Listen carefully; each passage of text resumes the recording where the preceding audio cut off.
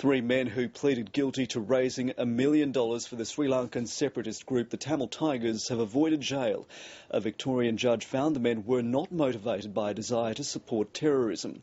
Outside court, a lawyer accused the Australian Federal Police of unfairly prosecuting the men. The men were visibly relieved when it was announced they were free to leave.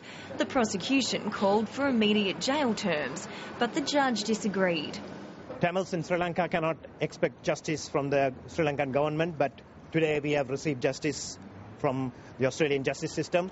Last year, prosecutors dropped terrorism charges against Australian citizens Arumugan Rajavan, Sivaraja Yathavan and Aruran Vinayagamurthy. Instead, they pleaded guilty to making money available to the Tamil Tigers.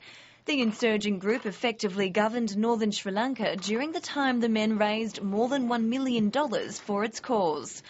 Vinayagamurthy also pleaded guilty to supplying electronic components. The court heard at least one of the components ended up being used in a landmine.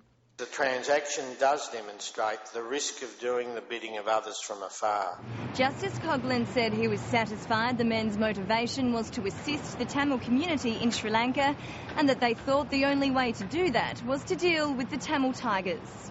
At a pre-sentence hearing last year, the judge questioned whether the dramatic arrest of Rajivan by federal police was lawful. Mr Rajivan was arrested at gunpoint, face down, denied access to his lawyer and then told he was unarrested. An AFP spokesman said the matter is currently under review by AFP professional standards. It's an indictment on our system of justice in this country that we allow these sorts of prosecutions to commence. Rajivan and Yathavan must be of good behaviour for 3 years. Vinayagamurthy's release order lasts for 4 years. Emma Rose Sullivan, ABC News, Melbourne.